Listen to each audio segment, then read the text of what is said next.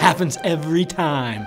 Food gets to the table, or you finally get the clerk's attention, or you get to the front of the line. Dad, I need to go. And then you have to deal with one of the biggest, scariest nightmares of parenting. Going to the public restroom with your kids! Ugh!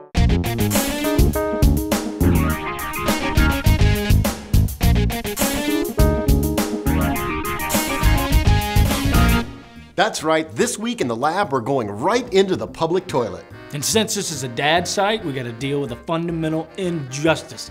I'm talking gender discrimination between the men's room and the ladies' room. Right. Everybody knows that the men's room is more disgusting. We got it. I want a big-ass puffy chair in my men's room. You know the kind of hardware you should be asking for is a baby changing station. Puffy chair. Just how common are changing tables in men's public bathrooms? We've come here to the classic American strip mall to take a small and decidedly unscientific sample.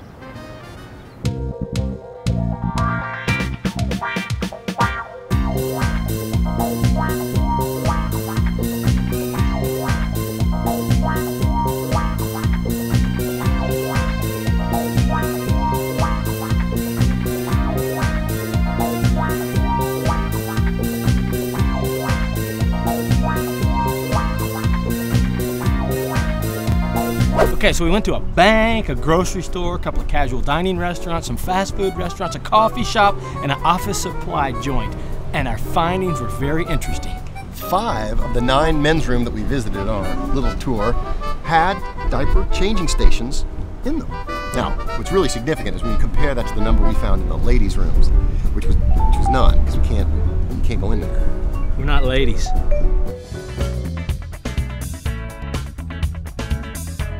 And there are some other reasons to be optimistic about this. The good people at babychangingstations.com report that 2/3 of the folks that they're selling these diaper changing stations to are going to put them in both the men's and the women's room. So you're going to see more and more of these diaper changing stations at the restaurants and other spots near you, which is a really good thing, but why not everybody? So, for those of you out there that offer public bathrooms, get on the horn and order a changing station for the men's room as well as the ladies' room. You know, it's not only convenient for your customers when they have to take their kids to the bathroom, it also sends a message to the dads out there that you're behind them, you know, doing their part, getting their dad on.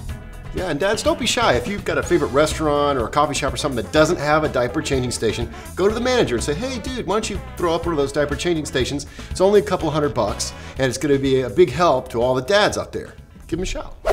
But the real troubles start when the kids graduate from the diaper changing station. Oh yeah, absolutely. It's kind of like this. You have your 5-year-old and your 2-year-old, and your 5-year-old has to go to the bathroom. So you gather everybody together and you get in the stall and it's all packed like a Japanese subway station during rush hour, and you gotta help the 5-year-old go to the bathroom, and the 2-year-old wants to start touching stuff and licking stuff and just touching it. It's just crazy. That's not good. That's not good. It's also bad, the situation where your kid's old enough, they need to be escorted to the bathroom, but they don't want you to come in the stall. They want to take care of it. So you just linger in the bathroom outside the door of the stall, and then some random guy wants to come in there and take a leak, and suddenly you're like creepy bathroom lingering guy.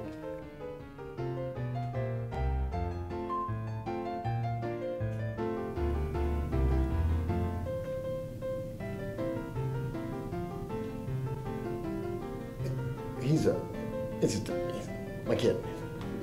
Hey, how's it going in there? Going good? Okay, good. Thing's done. Sorry, and then you just go, I'm sorry. You finish up.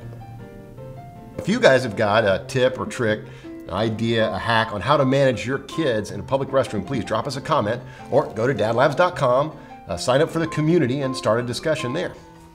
That's all for us this week at the lab. See you next week. Happy whizzing.